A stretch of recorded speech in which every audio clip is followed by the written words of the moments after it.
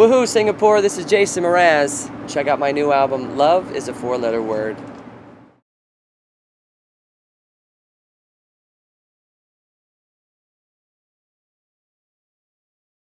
Well, you know, I think Gardens by the Bay has a lot to do with that, because it's such a beautiful setting here. Yeah. I think a lot of people are really excited to just come and see what all the fuss is about and see all the beauty to actually see what's growing on here, I like to say.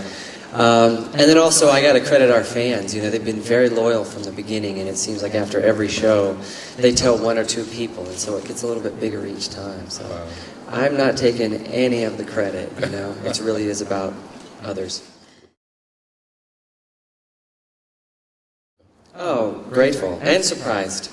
I'm always surprised that, you know, because I write songs in my bedroom, and I write them for myself, you know, to fill any void that I may have, or to answer any question about my existence. And then I put it out. I just put it out in the world and trust that it'll be heard by whoever needs that medicine at that time. Right. So the fact that it's being received here so well is a surprise, and it keeps me grateful. I'm really excited. We have a phrase to express that in Singapore, that feeling. It's called "sibei shuk." Sibei shuk. Yeah, sibei shuk. Sibei shuk. So during your concert, you can just go and say "sibei shuk," and then people will just go crazy. Okay.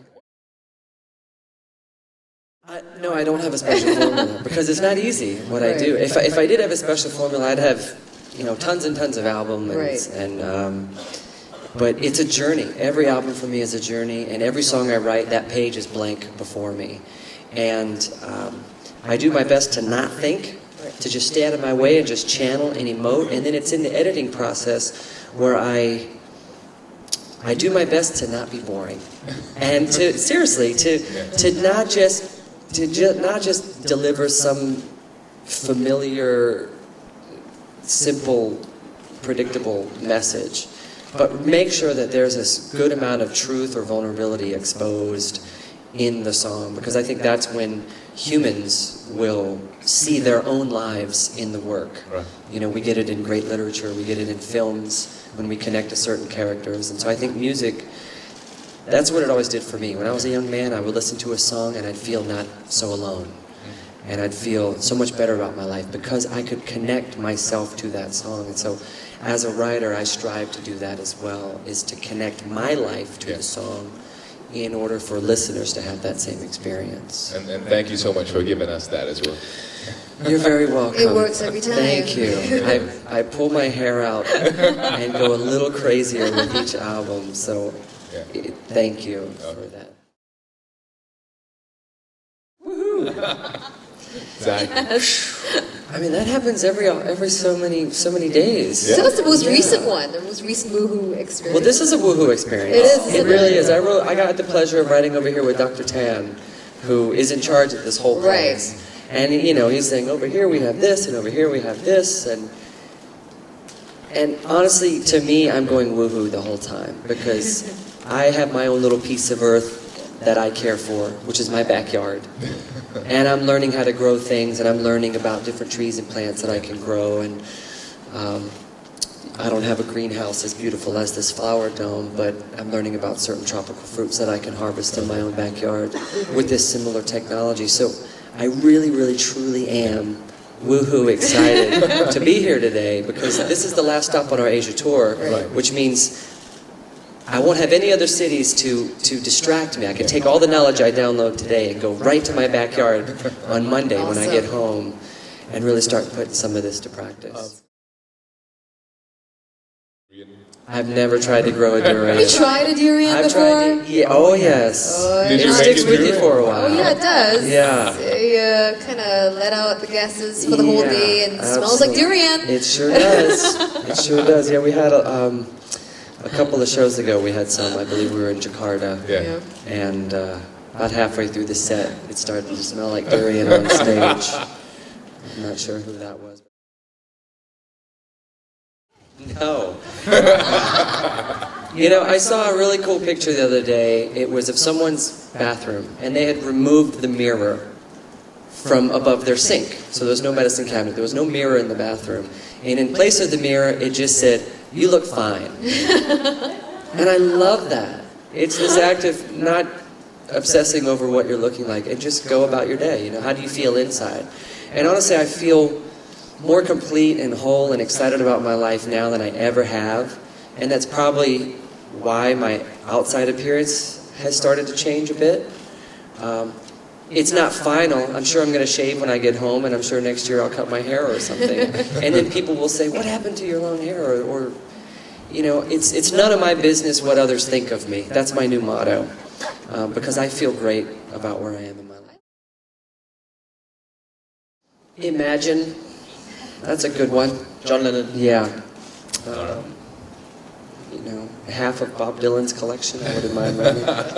You know, it would have been cool to be in the Beatles. That would have been nice. You know, I actually don't listen to too many singer-songwriters because I have that problem. I listen to songs and think, oh my gosh, this is the best song ever written. I'm horrible. I should just quit now. Profound. Going to Antarctica is such an extraordinary feeling. I learned also that it's the #1 tourist destination that people go back to. So after you've been there once, you're so moved by what you've seen and what you've experienced. Most people do what they can to return, and I'm doing the exact same thing. I'm trying to fit in my schedule how I can take more of my family and friends back there. As a songwriter, I love being in nature. I love solitude, and Antarctica is nothing but nature and solitude. But more importantly, I went with Al Gore and a team of scientists, researchers, entrepreneurs, environmentalists, so that we could learn about the stark realities of climate change. We were on a scientific exploration ship, so on board we got to learn all the science that's been done for the last 30 years, seeing exactly how humans are having an impact on the planet. And then it was a solution-based program, how we can then come back into our Western worlds and our civilized worlds and use our microphones and our medias to do our best to encourage people to continue to live consciously, so that it's not so much we, but our kids and their kids can live sustainably, can live here on this planet. I feel we're consuming more now than we ever have been. Even though our awareness is greater, it's not stopping us from burning carbon fuels, carbon-based fuels, and clearing land.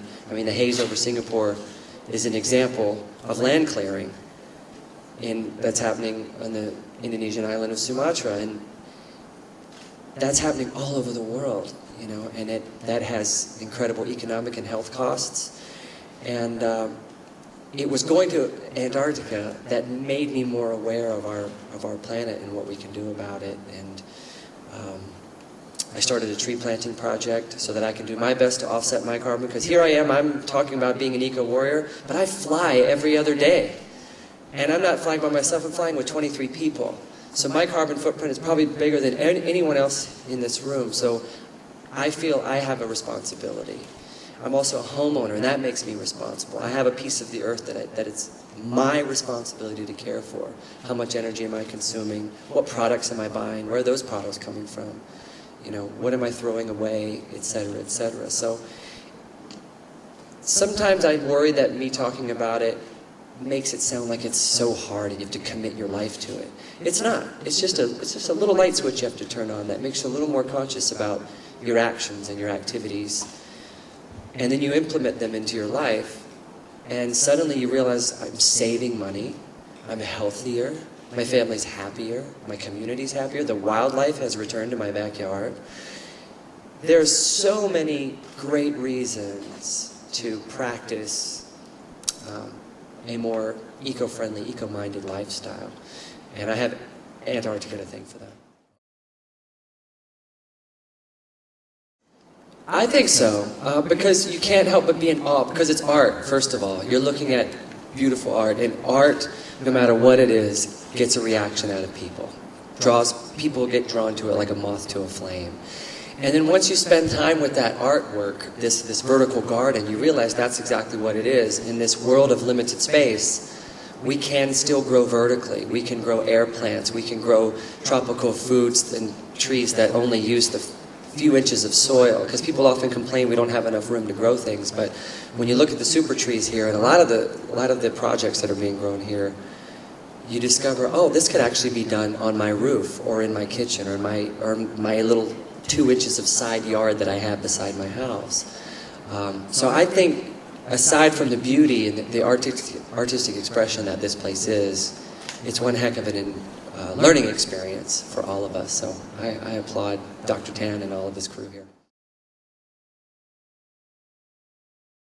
Great. Well, there were two things that happened almost simultaneously. One, I bought a home, and I realized this is now my piece of the earth that I'm responsible for. No one else is going to come here and sort my trash and do my recycling and turn my lights off and water my trees, etc. So this was my responsibility. And then as I went to travel the world, I realized, oh, okay, where I am today is also my responsibility, and so forth. I also started surfing at that same time, and I would spend time in the ocean and love it, but be really disappointed when I went back to the sand and there was broken glass bottles and cigarette butts and garbage in the sand, or trash floating along beside me in the water. Or even worse, after it rained, they put up signs all over the beaches saying, please don't swim, because after a rain, all the water becomes polluted. And I didn't know that until I'd become a surfer. And started to think about all those families that take their kids to allow them to swim in the water and how polluted it's become. And I felt I then had a responsibility for my own selfish reasons, because I want to keep surfing, you know, and I want it to be clean until I'm an old man. And if I have kids, I want the water to be clean for them, etc. And so, thanks to my last album taking off and given opportunities to do press conferences and talk on camera and obviously create music, which I'd always known to be a powerful fundraising tool, I also knew that music was also a means to express yourself and draw attention to certain things. I try not to preach in my music, but I do try to offer ways of being, in hopes that when you listen to the music, you want to take responsibility for whatever it is you're most passionate about. And so on this most recent album, I sing a song called The World As I See It, and it's just about, even though we have, you know, pollution and smokestacks and consuming it more energy than ever, we can continue to create the world as a beautiful place.